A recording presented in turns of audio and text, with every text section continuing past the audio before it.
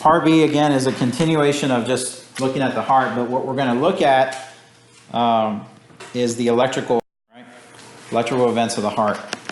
We're looking at basically those pacemaker cells and how they function, okay?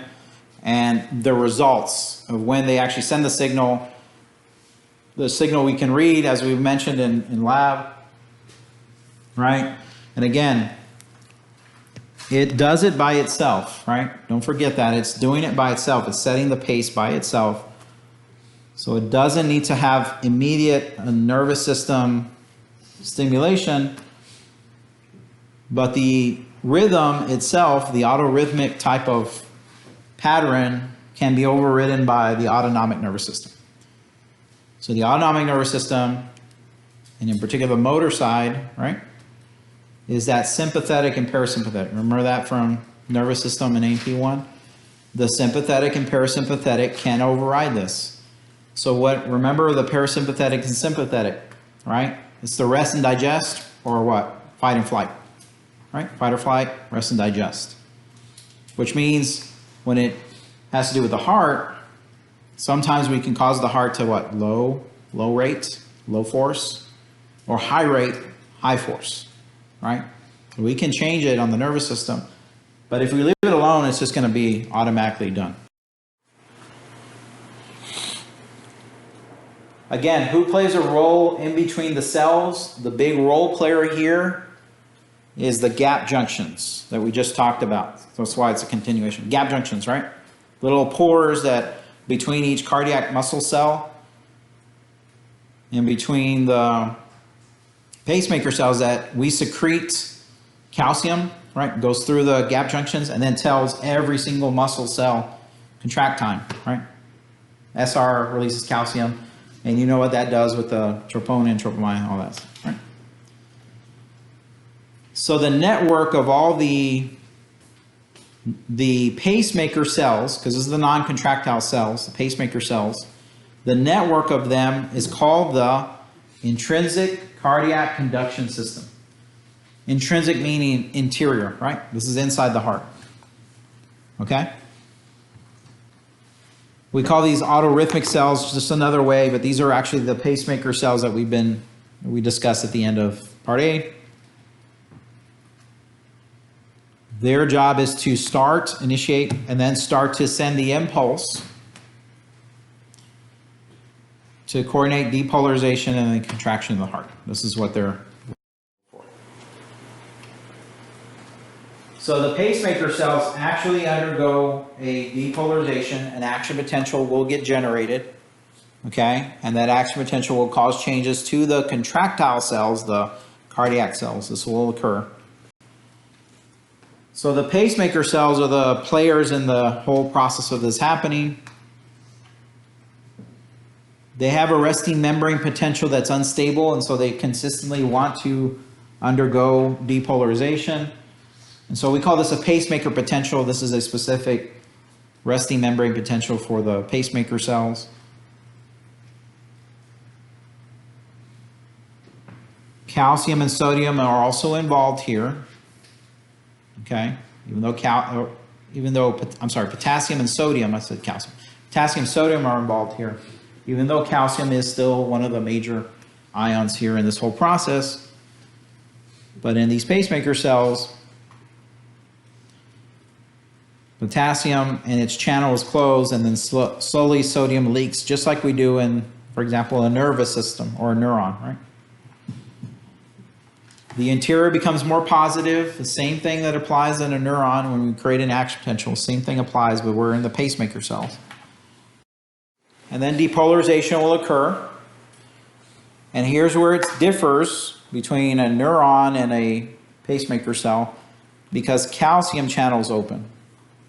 Not sodium channels, but calcium channels.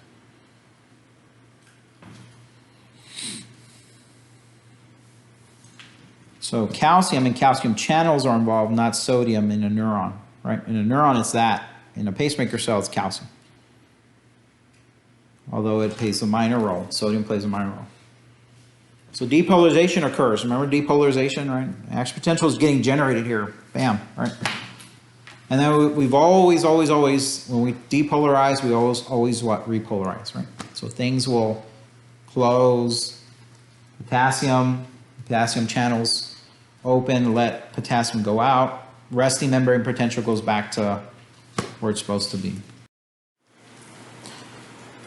So here's what we see, right? Here's the little potential depolarization, repolarization. Here's the process. We measure it in millivolts, just like we did in a neuron. We can see the rise and fall. The little line on the graph represents the change in voltage, right? Same size. But there's just a little bit on that. Right? But here's what we see, right? Here's our intrinsic cardiac conduction system, right?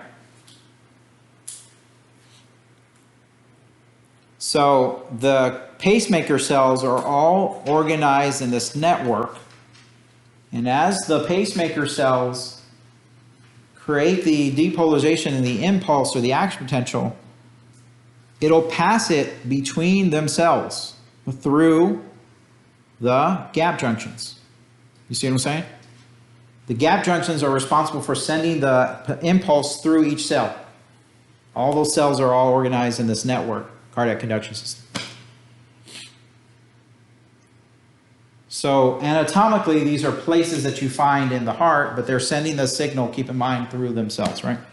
So the first part is called the SA node or the sinoatrial node. Okay? After the impulse gets generated there, it sends the impulse to the AV node. Okay? After the AV node, we have the AV bundle.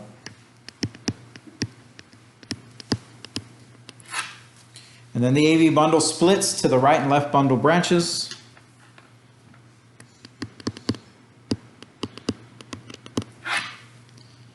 And then they end up branching even further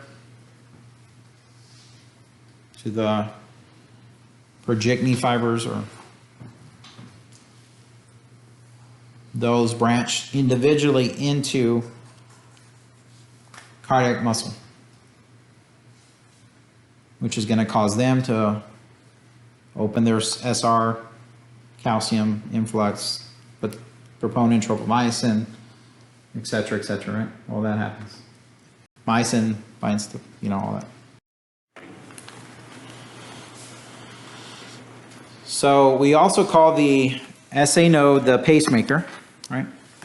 That's where the device, the pacemaker, comes from, because we're actually replicating the actual pacemaker cells in the heart. That's what the device does. It takes over what those cells used to do, but they're no longer doing it. That's located in the right atrial wall. Inside the wall will be the aggregation of those cells we call the pacemaker.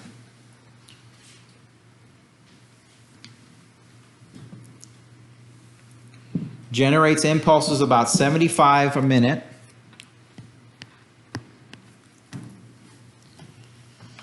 And that's the sinus rhythm.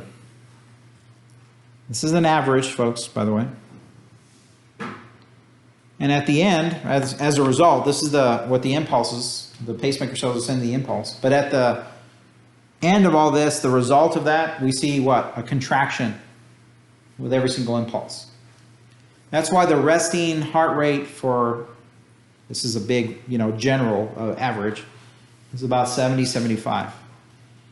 And hopefully you gauge that heart rate, like when you did it in lab yesterday. It was about that much, give or take. I mean, if it was at 100 or if it was at 50, then it's probably because there's a lot of different factors involved. If you measured it and put down that it was 100 or 110 or 120, you're probably way off. You're wrong. Or if it was at 50, you're way wrong. If it's around 70, it's about right. Unless you're really anxious or something was really going on. Or if you actually are athletic, then that rate can fall down. Your resting heart rate can go lower and lower. Does that make sense, right? Notice this, right? There's a rate of can go a rate of 100 plus a minute impulses by extrinsic factors, right? Outside forces can cause then the autonomic nervous system to send signals to then cause what? The impulse to go higher. The impulse will spread across the atria first and then to the AV node. So it spreads across the atria and then goes to the AV node.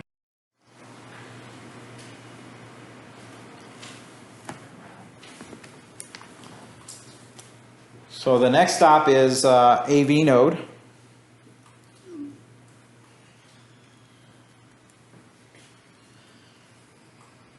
This is located at the atrial septum. Where is that? That's the dividing barrier between the two atria. Does that make sense? It's found in between.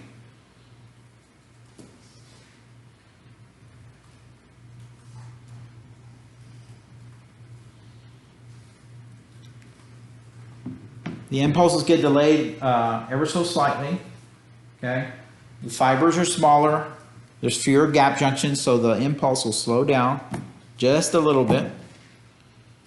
But we do that on purpose to allow then the atrial contraction to happen before the ventricles contract.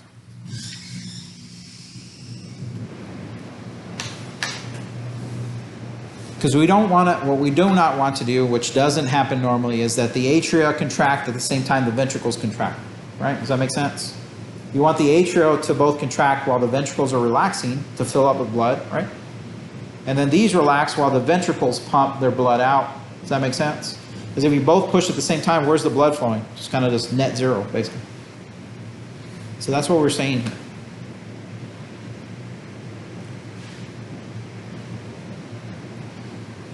Now, the AV node can actually operate independently from the SA node if it needs to. And what I mean by that, because sometimes this can happen when the SA node doesn't function correctly or those cells start to die. And the AV node can take over. That's why there's an AV node and SA node, because it can take over. But the heart rate goes a lot lower. And obviously you can see there that it tells you that the AV node is about 50 beats per minute. Or 50 impulses per minute. So it goes a lot slower because of the fibers are smaller, because the fewer gap junctions, etc., etc.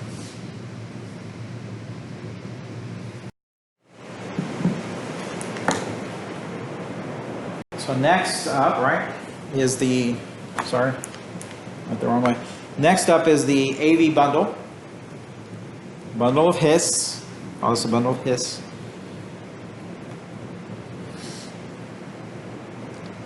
After the AV node, it goes to the bundle. This is located at the superior interventricular septum. This is the anatomically where it's located, right? Anatomical aspect of it. This is the barrier between, or the border between the left ventricle, the right ventricle, and the left ventricle.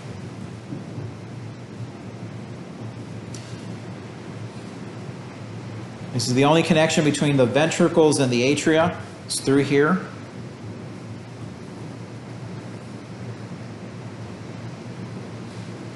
And then the AV bundle becomes the right and left bundle branches. That goes through the interventricular septum and then spreads at the apex, it spreads out.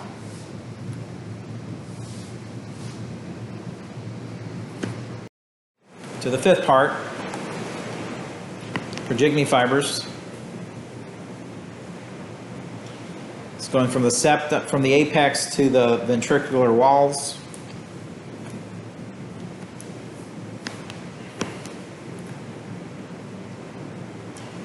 Since we have more ventricle myocardial muscle on the left side of the heart, there's going to be more of a network there. It's going to be spread out even more on the left side of the heart.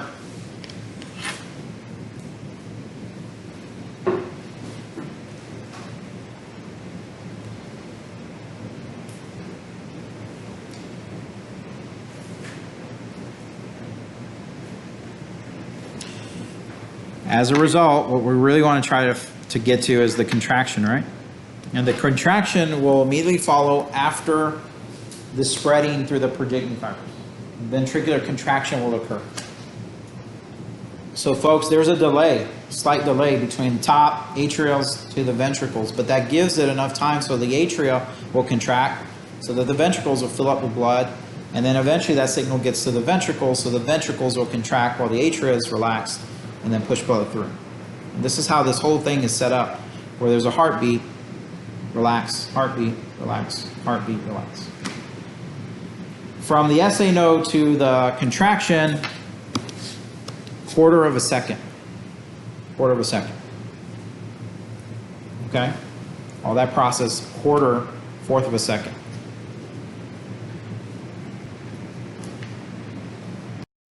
And this is what we see, right? This is what we looked at. This is in lab. We did an experiment on this because that's what we were measuring. Because in fact, you can measure the impulse or the action potential generated by these cells and how they're carrying. This is what we see in an EKG, right? That's what we've measured, in fact. But what we're really studying is how this is working throughout the heart to cause the contraction that we're seeing. And now the black arrows represent how the signal is sent to the atrium first, slows down just a little bit, then carries to the AV bundle through the bundle branches, bundle of His, and then out to the Purkinje fibers. And you can see it innervating, embedded into all the cardiac muscle.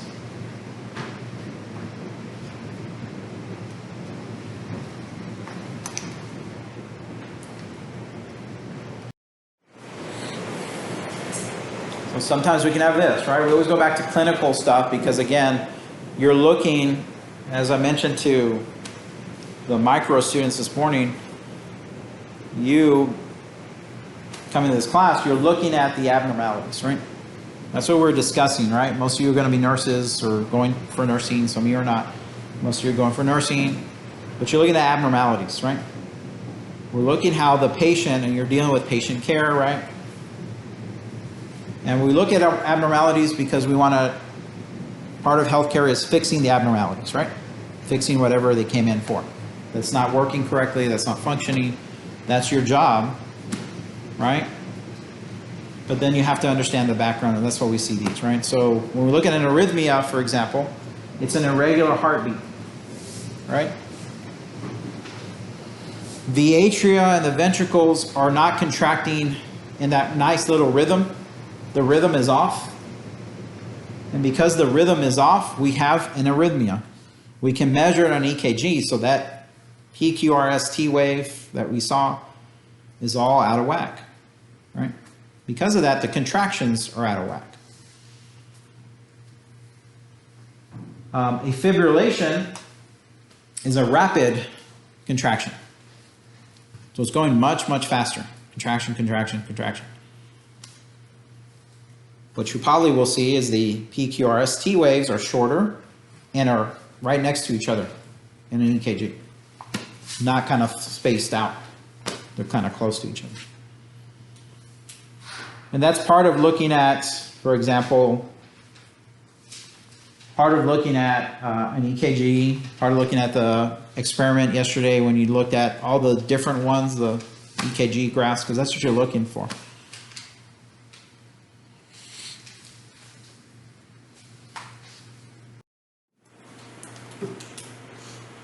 So what happens when you have a defective SA node? A defective SA node can cause what we call an atopic focus, which means the SA node is not generating the impulse anymore. Because it's not generating the impulse, another node will take over. So the abnormal pacemaker, the cells are not functioning correctly, and the other pacemaker cells will take over. So sometimes when the SA node is not functioning or those cells have died, then the AV node takes over. And we call that a junctional rhythm, where the AV node is taking over what the SA node should be doing. Because as I mentioned, the AV node is, fibers are much smaller, smaller gap junctions, it's from there, and it'll set the beat at 40 to 60 beats per minute. So if there's a consistent 40 to 60 beats per minute, and that hasn't normally been the case for the person or the patient, Now we see a lower heart rate, excuse me. Well, then that could probably, one of the reasons could be that. Does that make sense? Lower heart rate.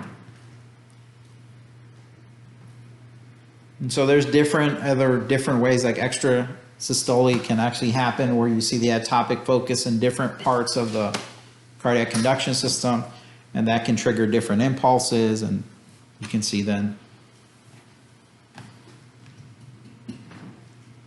the heart contract in different ways.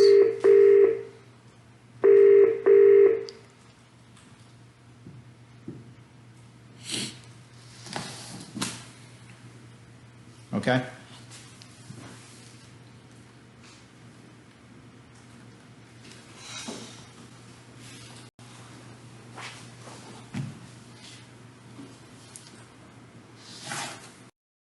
Okay. So to go to the ventricles, you got to go through the AV node, right? If the AV node is defective, in fact, that's the only connection between the SA node or the atria and the ventricles. If you have a defection there, or defective AV node, you can have what we call a heart block. Whereas the ventricles beat in their own intrinsic rate, which means that their cells, the pacemaker cells down there, are still sending signals, but it's not in rhythm, and it's not normally what it was supposed to be, what rhythm it's supposed to be, the rate. So it'll send us signals, and so the ventricles will contract, but not a lot. The heart muscle will contract, but not very strong. And this is what we see. We see it's too slow for circulation. Okay? So what does a pacemaker do, an artificial one? It overtakes, does the job of what the AV node or the SA node might be doing, and then sends the signal to different parts of the heart to then take over the contraction, right? Or the signaling to contract, in fact. Okay, so talking about the ANS, right? There's two major places of the ANS that we label to be responsible for the heart, overall the heart's job, right? We call this the cardioacceleratory center and the cardioinhibitory center. And they work as part of the sympathetic and parasympathetic, as I mentioned, right? Sympathetic is always what? Fight or flight. Remember that? Right? Increase. So this is a branch of the sympathetic called the cardioacceleratory center. So it'll stimulate directly the SAAV nodes, heart muscle, coronary artery. This is where it innervates. And the cardioinhibitory center works through the vagus nerve. That's cranial nerve. I know you all remember the number, right? Cranial nerve 10, right? Vagus nerve. That was a joke, by the way. Cranial nerve 10, vagus nerve. And that vagus nerve then slows down, inhibits the AV SA node. And that's what you see here. That's what shows you in that chapter, right? You see a purple line and a green line. This is back to neurons, right? Nervous system. You see it coming from two different places, right? The sympathetic is the green, comes directly from the spinal cord, sending to different parts of the heart. You see those different places it branches to, but two of them being the SA node, AV node. That's where it causes the heart to increase. And then the purple is the parasympathetic. That's through the vagus nerve. It comes directly from the brain, and in fact, both of which come from the medulla oblongata, which is a regulatory center for your heart. And that sends a signal to AV node and SA node to inhibit it, to slow the impulse, the depolarization.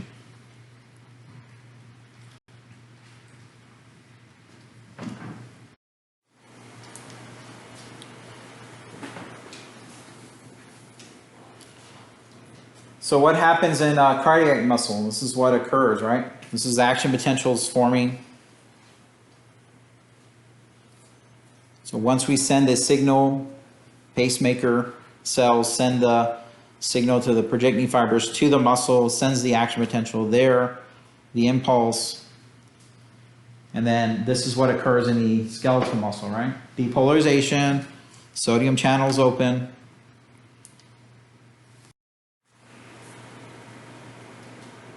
But instead of just sodium by itself, now we have calcium. Calcium is also involved here. And we see a close in the calcium channels, and then potassium pumps out. Very similar to what we've seen before in a skeletal muscle, action potential, but then we see it in the cardiac muscle.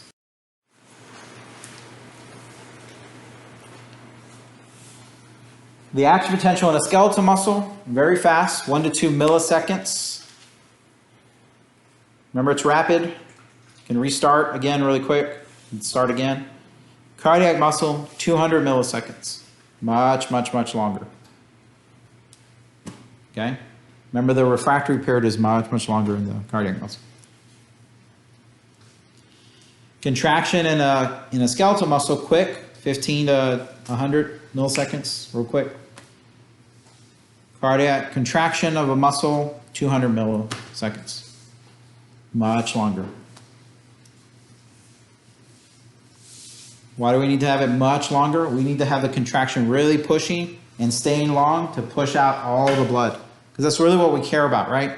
At the end of the results of all this electricity and action potential and all this stuff is the end-to-end result, and it's what? Putting pressure on blood to pull blood, to bring blood in, to put blood out through the heart. That's what's the end game of what we're seeing here.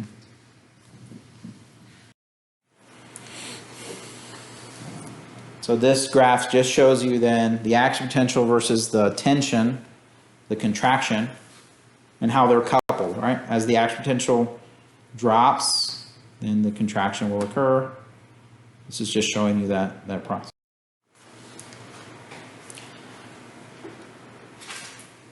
Now the EKG then, right? This is what we saw yesterday, detects the electrical current or the action potential at a given time, right?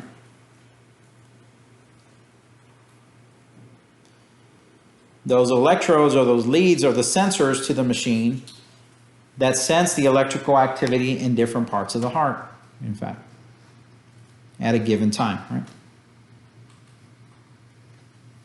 Now, yesterday we used a 3-lead, only 3 leads, but in reality you can use a 12, there's an 8-lead, there's a 36, 24, and a 36 lead.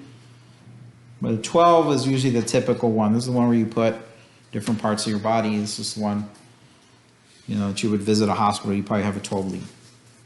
The more leads you have, the more specific, the more precise it is. Does that make sense? So those 30 leads, the big ones, the ones that you'd probably get that done with a cardiologist. Right? You see precise electrical activity. And all these represent different things that are occurring in the heart. And again, we practice that in the exercise. Again, make sure you're familiar with what is occurring in each one of those stages, right? Like you see here. Here's your typical patient, your EKG patient. This is what we're seeing here. This is your the 12 lead. Right, you can see it's mostly on the left side of the patient. You see that? Because the left side of the heart is where left side of the person is where you have most of the heart mass there. Measuring the electrical activity. Notice it is an older gentleman, yeah. Cardiovascular probably issues, right? Probably heart issues, typical of an older patient. What's that little blue thing with a circle on it? Anybody know what this is?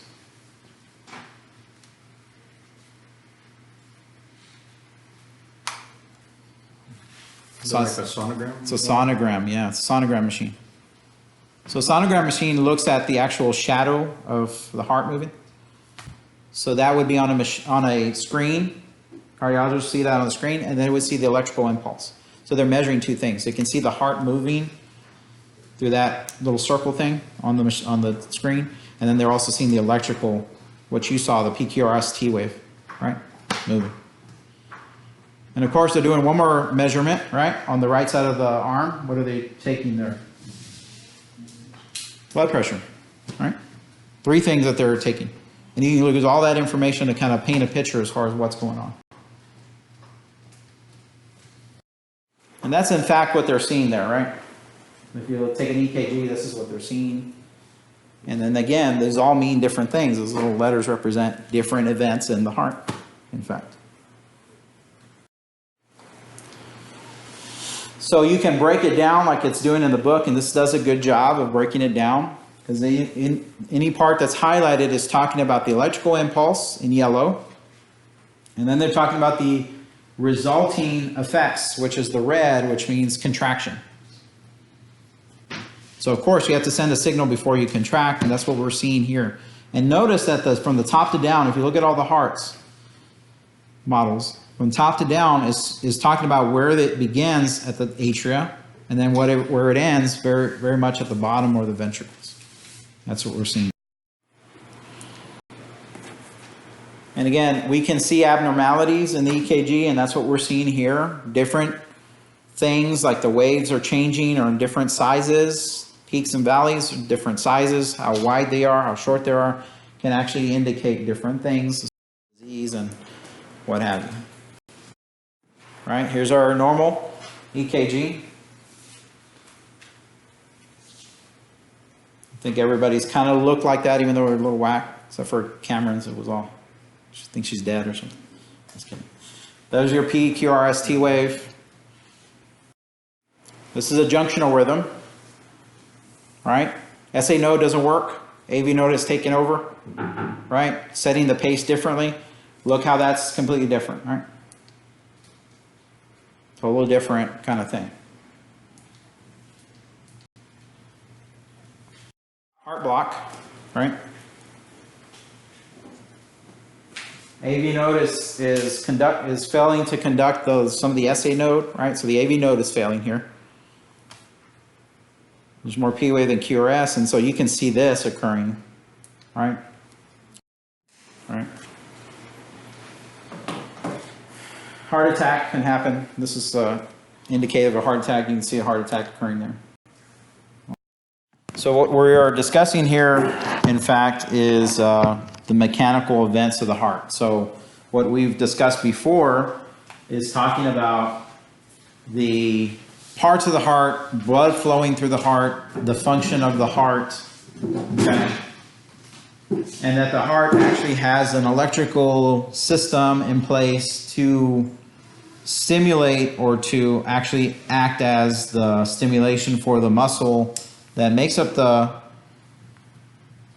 heart to contract, thereby pushing blood or creating pressure to push that blood, in fact, out of the heart, through the heart, to the system of the body or the lungs, and et cetera, right? So now what we're looking at is the mechanical events, the action of the muscle doing what it's doing, right? So these terms here, systole and diastole, talk about the heart's contraction versus relaxation state, right? This is the period or the time where the heart is contracted, systole, and the part where it's relaxed, diastole, okay, these two periods here. And what we talk about when we talk about this cardiac cycle is blood flowing through the heart during these time periods, okay? What we would call a heartbeat, in fact, okay? So I mentioned to you that the atria have to contract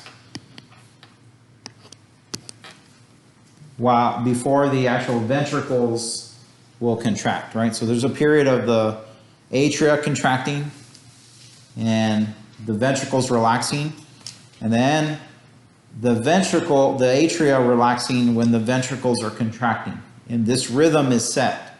And that if you contract both at the same time, that doesn't work because the blood doesn't flow, right? Kind of, it's a net zero, just kind of just stays there. So we got to have this relaxation, contraction, one side versus the other. The cycle represents then the pressure changes in blood volume. Okay? And that we can actually measure, right? So if we take a artery that is really close to the heart and then use a blood pressure cuff and a stethoscope, we can measure that volume change and the pressure as a result. Does that make sense, right? And this is what you did when you actually looked at blood pressure. Now, if you notice, you take blood pressure usually on the brachial artery, which is right here where your bicep is, right? The brachial artery, right or left. And the reason why you do that is because it's the closest accessible artery to the heart. Does that make sense? Now, you do have other arteries that are closer, but you cannot use those, in fact, to take blood pressure. And what I mean by that is if you take a look at your neck, there's some wonderful arteries here on your neck. But obviously, if I put a blood pressure cuff here and increase the pressure, it would slowly kind of, choke you to death, right? That's not what you want to do. If it's a patient, you don't want to kill the patient first. You want to take the blood pressure. You would take the blood pressure. This is probably a more accurate blood pressure of the walls of the heart or inside. But again, it's the neck. We use that for breathing. The one that's closer is the brachial artery. Okay?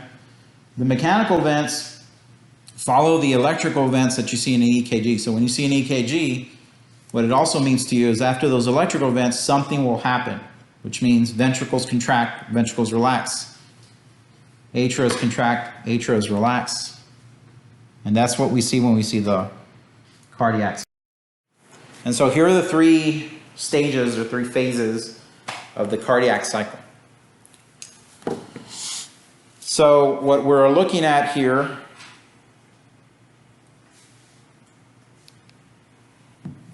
is ventricle filling. And this is mid to late diastole, right? Okay? Diastole. So let's go back here really quick. So look at systole, right? It's contraction. And diastole is heart relaxing. Okay? So again, those words are key, right? So what's happening here? Relaxation, yeah? Ventricles are relaxed. They have to be relaxed so they can allow for blood to fill themselves up, the chambers up. And because of that, contraction, it's relaxation, it's not really contraction, the pressure is super low. So there is pressure there, it's just that the pressure is really low, right? But just the pressure is low enough where blood will pass from the atria through the valves, AV valves. What do we mean by this? Tricuspid and bicuspid valve. 80% of it will flow passively through, which means as long as the flaps are open, blood is just flowing into the chamber, filling up. That's what we're seeing here. The SL valves are closed, the semilunar valves are closed, which we mean the aortic and the pulmonary valves, which means the ones that act as the barrier between the ventricles and the pulmonary trunk, or the ventricles and the aorta. They're closed. Atrial depolarization triggers atrial systole, or the P wave will be found here. The atria contract here, and they push the remaining 20% that's still in the atria. So most of it, if you just open the valve, will flow into the ventricle, and then the remaining percentage, 20%, gets pushed by the atria. And the atria push them and then push the rest of the blood through.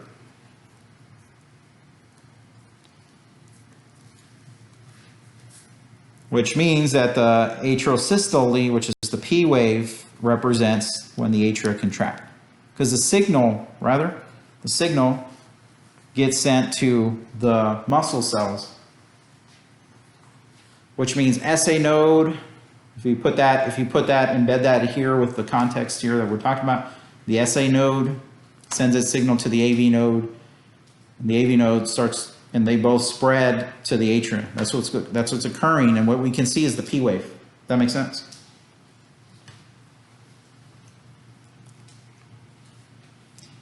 Depolarization will then start to spread to the ventricles, but at this point it's spreading. There's no contraction yet. It's getting to the muscle. The signal's getting to there at this point. The atria finish contracting, right? And at this point they're going to start to relax. And at this exact same time period, the ventricles begin systole. That means they begin to contract. Because just the perfect timing, because this is all perfect timing, it's very rhythmic, it's organized. That means that all of the blood is now in, that 100% of the blood is now into the ventricles. The signal, electrical signal, is now carried to the heart muscle in the ventricles, and now they're going to start to what? Contract. Now they're going to put pressure on the blood in the ventricles, and then it's going to go somewhere. Isometric or volumetric, contraction is where now we're in a phase where the atria are relaxed and the ventricles are contracting. That's our next phase. All right? Listen. What has happened now, because once we started the ventricles to contract, the pressure is built up enough to where the flaps, the tricuspid and bicuspid valve that are open, that blood pushes back on the flaps or the cusp, and then they close. That make sense? Tricuspid and bicuspid valves close, right?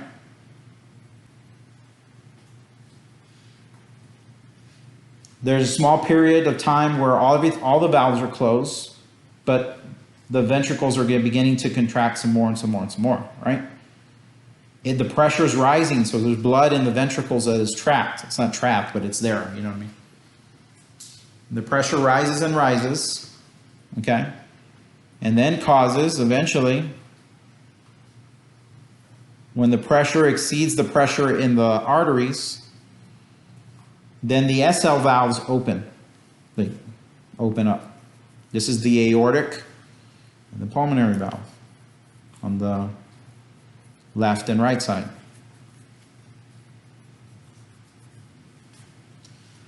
Pressure in the aorta reaches to about 120 millimeters of mercury.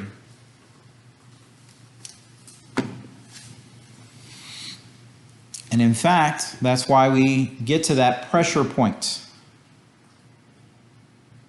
That's usually that top number, right? When you take blood pressure, the top number, the systole number, is close to that range, right? Close to that 120, right?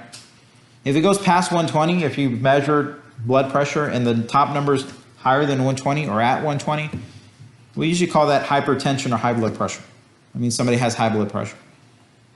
Which we're really taking is the pressure in the aorta, which is a representative number for the rest of the blood vessels. How are they pressurized even more? Because if they're over that number, then that if over time, that's not good for your blood vessels. That's what we're saying. Anything lower than that number, the pressure in the aorta, is a good number. Actually, anything below 110. That was recent, as of a year or so ago. They've come out with new regulations. So you want to keep it at 110 or below, and that's a good blood pressure for your top number systolic. But that's what we're seeing. Okay? And our third phase is isovolumetric relaxation. We're getting everything back to normal. So what has to be back to normal? Well, if we look at the EKG, if the ventricle's depolarized, right, which means channels open, signal, action potential, stimulated muscles contracting. But when that depolarization happens, you have to have repolarization of the ventricles, and that's the T wave. Ventricles are now going to begin to stop contracting, but then start to relax, right? Time period that the ventricles relax.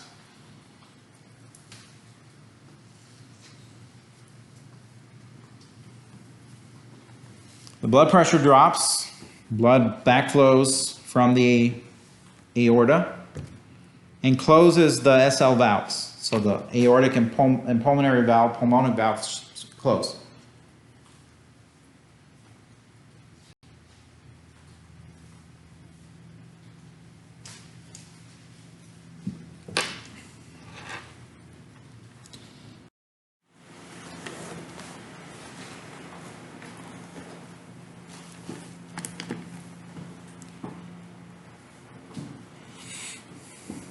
At this point, what's going to happen now in the atria at the same time, right, is the atria will continue to fill up with blood.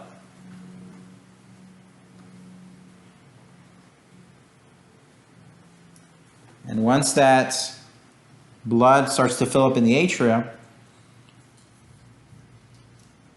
the atrial pressure exceeds the ventricle pressure, and when that happens, those AV valves, the bicuspid and tricuspid valve, open again, and the whole process starts back to number 1. And then we go through another heartbeat. From 1 to 3 is an entire heartbeat. Does that make sense? 1, 2, and 3. That phase,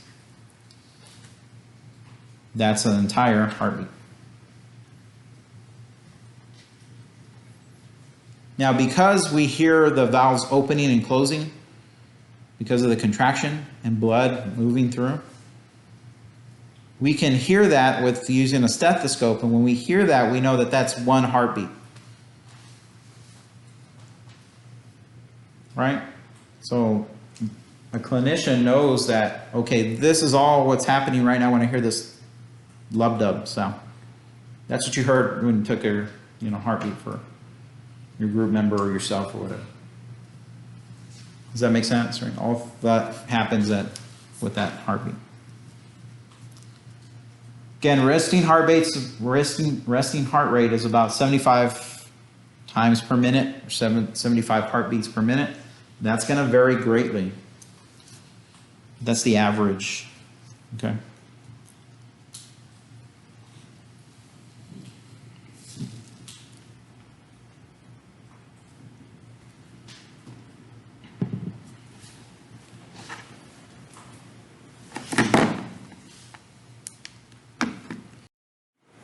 And here's what we see, okay?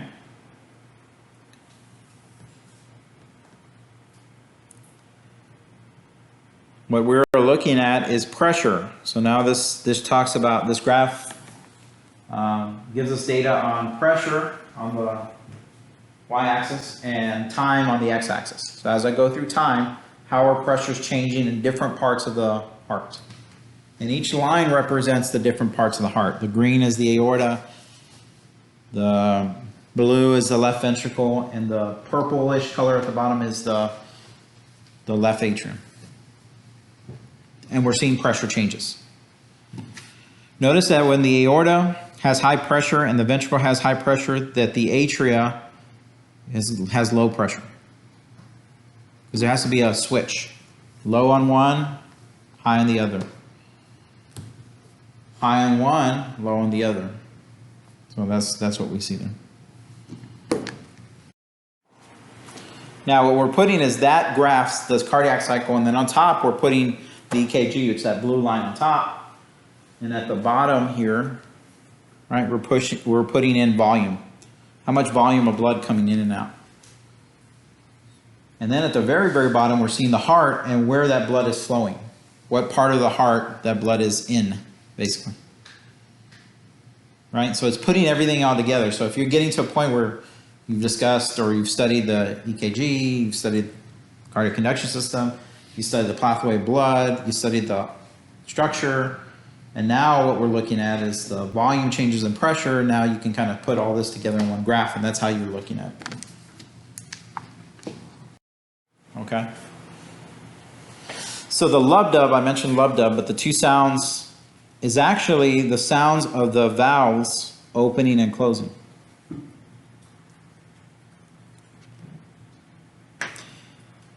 The first sound is the AV valves closing. Those are your tricuspid and bicuspid valve. That's the lub that you hear. And the dub is the second sound, and that's the SL valves, the aortic and pulmonary valve closing.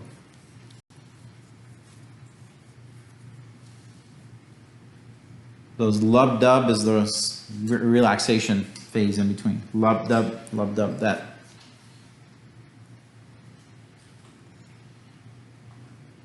That makes sense, right? It's actually the valves closing. Now, when you don't hear the lub-dub, or you hear a squishing sound or something hitting that doesn't sound like lub-dub, well, that's probably indicative of a valve not working correctly. Could be. Now, would you diagnose that 100% just on a stethoscope? Well, you've got to be really talented to do that, but if not, then you just say, hey, that's abnormal. We got to investigate that a little bit more as a clinician, right?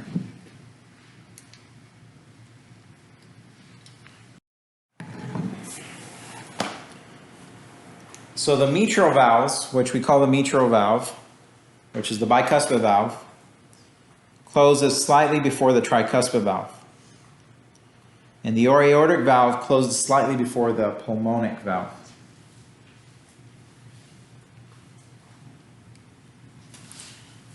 If you are talented enough, you have enough practice with this, you can actually move the stethoscope in different parts to actually look or hear specifically which valve is closing and if it sounds correct or not. What you see, right? So if you move your stethoscope in these areas around those dots, colored dots, then you're going to take measurements or sounds of each of those valves closing and opening. Does that make sense? So you can pinpoint not just the lub-dub, because that's general what's happening, but which one is closing and if it's closing correctly.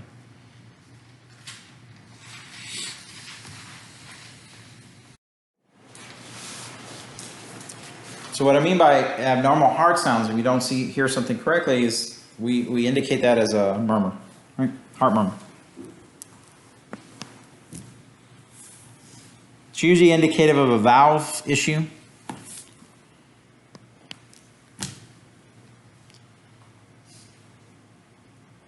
If the valve doesn't close completely, we hear a swishing sound. It's kind of a little shh, shh kind of sound. Instead of the lub-dub, you hear lub-dub, and you hear a shh. That usually means a valve is not closed correctly. That's an incompetent valve. Stenotic valve fails to open completely, partially open. That's usually sounds like a high-pitched sound or clicking sound.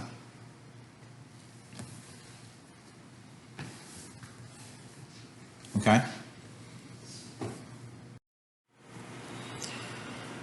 So cardiac output. What do we mean by this, right? It's the blood pumped out by each ventricle in 1 minute. It's a measurement that we can take looking at cardiac outputs. Okay. Cardiac output is calculated as heart rate multiplied by the stroke volume.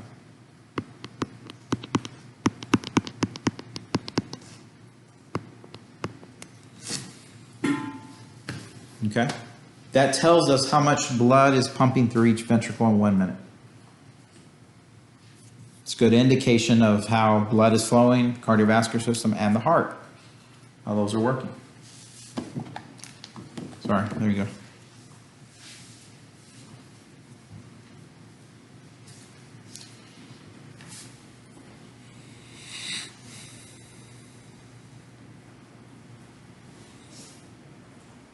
And that's your average down there. You don't have to calculate cardiac output. You just need to know what we use to calculate it. Why we calculate it, what we use to calculate it. But that's the average. You see 5.25 liters a minute. That's the average. You are pumping through your ventricles in a minute about 5 1/4 liters of that blood, which is equal to the amount of blood you have in your body. Remember, you have about 5 to 6. You know, it depends, but 5 to 6. So all your blood gets basically circulated through your ventricles in your heart every minute. That's what that means. or should, right? Now, if that's a lower number, that means the heart is not pumping enough at any given minute. Or if it's higher number, that means it's pumping a lot more than normal. Both of which are totally fine, both of which can happen in the body at any given point, right? Because your conditions can change, but that's what we see there. So look at that, right? So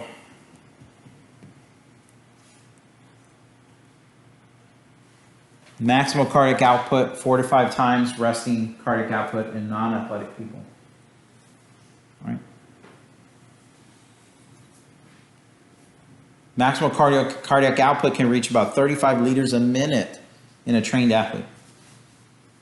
That's a lot more. It's 5 to 6 times more, actually 7 times more than normal output. Does that make sense, right? So it increases for people that use their heart, right? Trained athletes can use their heart much more. So what affects the cardiac output?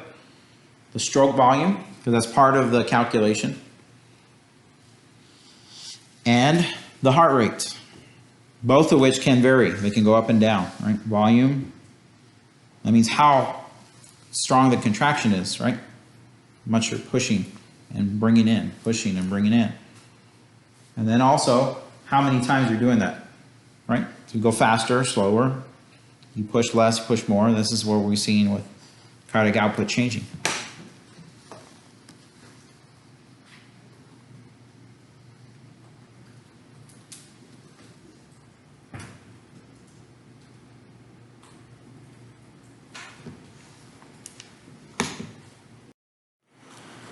Finally, looking at this figure here, these are the factors that are involved in determining cardiac output, right? So I don't want you to, I just want you to look at it to understand that there's much more than just, stroke volume and cardiac output, but there's other factors that influence that output, right? Look at some of the things we've seen before, right? Parasympathetic and sympathetic is on that side. That's the nervous system, right? The ANS. You know that can influence heart rate, right? Autonomic output, right? Fight or flight, anxiety, those kind of things on the right side. But then look at the left side, right? Some of those things. Exercising is on the way in the left, right? Using your skeletal muscles, using your respiratory system. That means things like jogging, marathon running, in fact, running on a treadmill. Those things are going to influence stroke volume. Filling of the heart, how fast that happens. The contraction, how flexible your blood vessels in your heart is. I mean, all those things play a role in this whole process. Okay?